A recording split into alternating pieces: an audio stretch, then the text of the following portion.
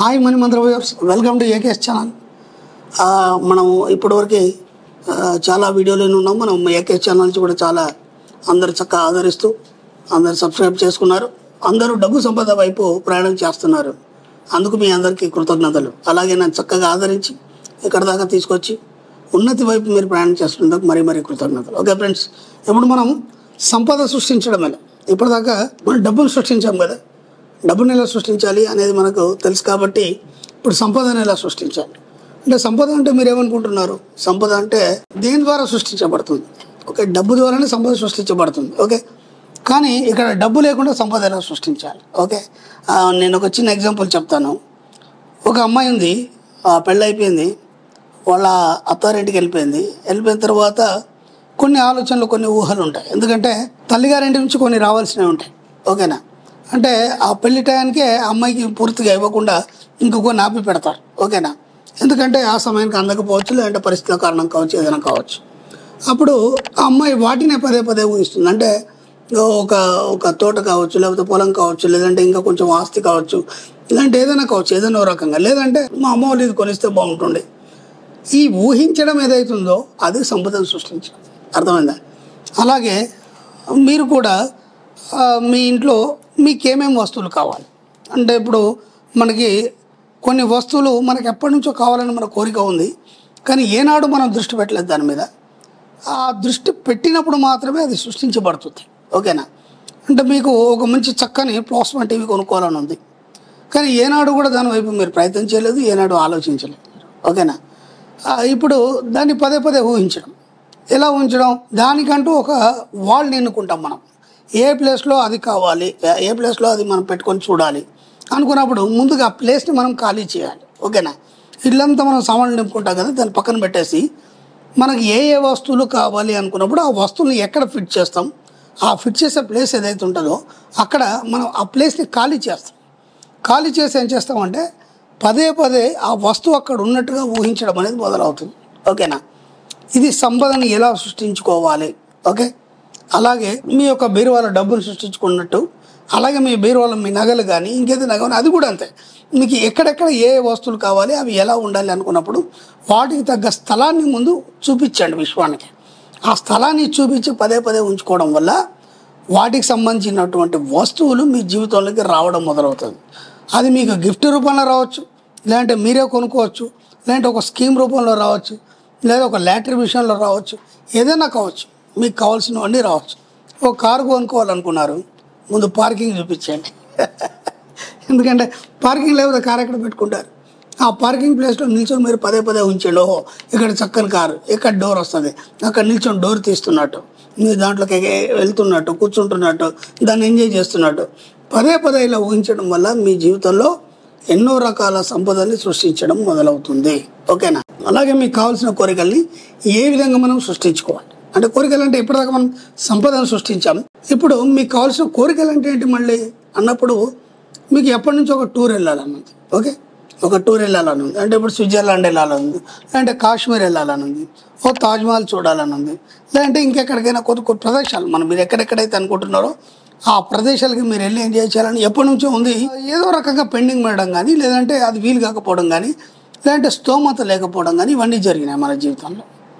ఇప్పుడు ఏం చేస్తారంటే, మీరు ఎక్కడెక్కడైతే వెళ్ళాలనుకుంటున్నారో వాటికి సంబంధించినటువంటి పోస్టర్స్ తెచ్చుకోండి. ఓకేనా, దాంతోపాటు ఏం చేస్తారంటే ఒక ప్రపంచ పటాన్ని తెచ్చుకొని ఏం చేస్తారంటే మీ డ్రాయింగ్ రూమ్లో కానీ, లేదంటే మీ బెడ్రూమ్లో కానీ ముందు దాన్ని అతికేసి మీరు ఏ ప్లేస్ వెళ్ళాలనుకుంటున్నారో దాన్ని పాయింట్అవుట్ చేయండి. దాన్ని ఎక్కడెక్కడ మీరు వెళ్ళాలనుకుంటున్నారు, ఒక భారతదేశ పటం కావచ్చు, లేకపోతే ప్రపంచ పటం కాదు, అవి తీసుకొని అక్కడక్కడ పాయింట్అవుట్ చేయండి. మీరు ఎక్కడెక్కడ వెళ్ళాలనుకుంటున్నారో అవన్నీ పాయింట్అవుట్ చేసి దానికి సంబంధించినటువంటి అక్కడ ప్రత్యేకమైనటువంటి చూడగలిగిన ప్రదేశాలు ఏమున్నాయో వాటన్నిటిని మీ మొబైల్లో డౌన్లోడ్ చేసి ఆ ప్లేస్లను చూస్తుండండి. చూస్తూ అక్కడ నిల్చున్నట్టు కానీ, లేదంటే ఆ స్థలం అంతా తిరుగుతున్నట్టు కానీ పదే పదే పదే పదే ఊహించండి. ఇక్కడ ఏమైపోద్దంటే ఆటోమేటిక్గా వాటికి తగ్గట్టుగా మీ అఫర్మేషన్స్ తగ్గట్టుగా అవన్నీ మీ జీవితంలోకి రావడం కానీ, ఆహ్వానించడం కానీ ఇవన్నీ జరుగుతుంది. మీకు తెలియకుండానే మీకు ఎవరో వెళ్ళేప్పుడు మిమ్మల్ని తీసుకెళ్ళడం కానీ, లేదంటే అనుకోకుండా మీ వాళ్ళకే ఆలోచన వచ్చేసి మిమ్మల్ని తీసుకెళ్ళడం కానీ, లేదంటే దానికి సరిపడా అన్ని వనరులు సమకూరడం కానీ ఇవన్నీ జరుగుతాయి. ఓకే ఫ్రెండ్స్, ఇప్పుడు మనకి డబ్బు సృష్టించుకోవడం ఎప్పుడో తెలిసింది, దాంతోపాటు సంపద ఎలా సృష్టించుకోవాలి, మన కోరికలను ఎలా తెచ్చుకోవాలని, ఇంకా మన కోరికలు ఏముంటాయి. ఓకేనా, ఇది ఇప్పుడు మనకు టూర్ గురించి మనం చెప్పాము. అది కాకుండా ఇంకా చాలా కోరికలు మిగిలిపోతాయి. కొన్ని ఫాంటసీస్ అంటారు, అంటే ఎవరు ఊహించని ఆలోచనలు కోరికలు మనకి ఎప్పుడు వస్తుంటాయి. అంటే ఎలా ఉంటాయంటే అవి ఎవరికైనా చెప్తే నవ్వుతారు, కానీ వాటిని మనం పదే పదే ఊహించి వాటిని పదే పదే పొందిన అనుభూతి చెందినప్పుడు ఏమవుతుందంటే అవన్నీ మీకు కళ రూపంలో, స్వాప్నిక రూపంలో అవన్నీ మీకు దర్శనమై అవి కూడా నిజమవుతాయి. నేను ఇవన్నీ ఎందుకు చెప్తున్నానంటే మీకున్న కోరికలు వేటిని కూడా మీరు బలవంతంగా అంచకండి. అలా అణచడం వల్ల ఏమవుతుందంటే మీ జీవితంలో మీరు ఏది పొందలేరు. అందుకని మీకు కోరుకునే హక్కు మీకు ఎవరికైనా ఉంది, దాన్ని కాదనడానికి లేదు.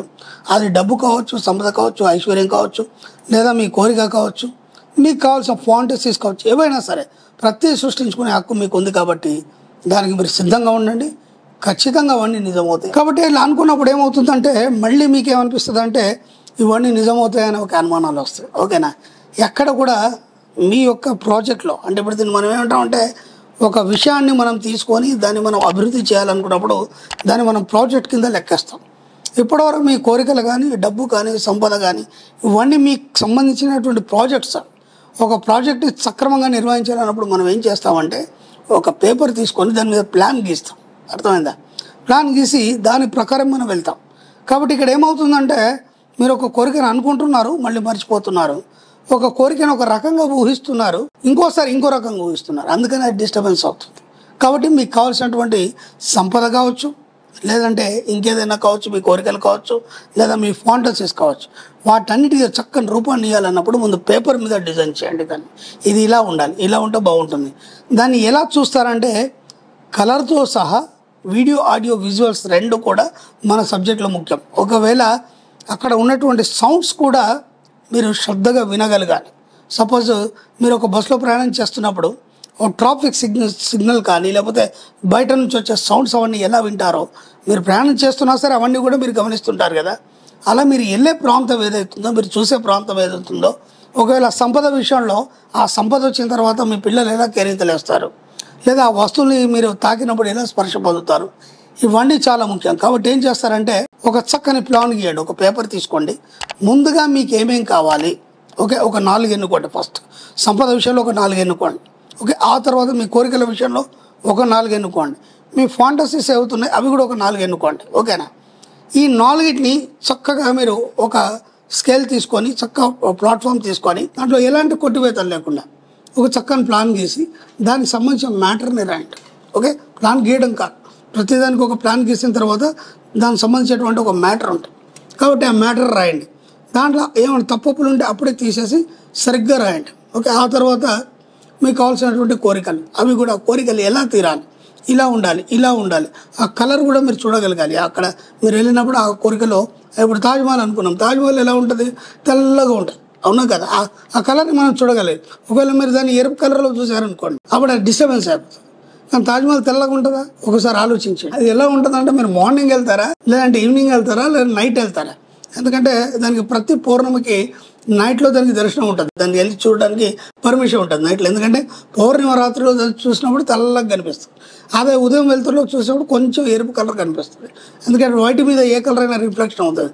అవి కూడా మీరు స్పష్టంగా ఎక్కడ కూడా ఒక పాయింట్ తేడా లేకుండా అవన్నీ మీరు రాసుకొని ఆ ప్రాజెక్ట్ వర్క్ తయారు చేసుకొని దాన్ని పదే పదే పదే ఊహించండి.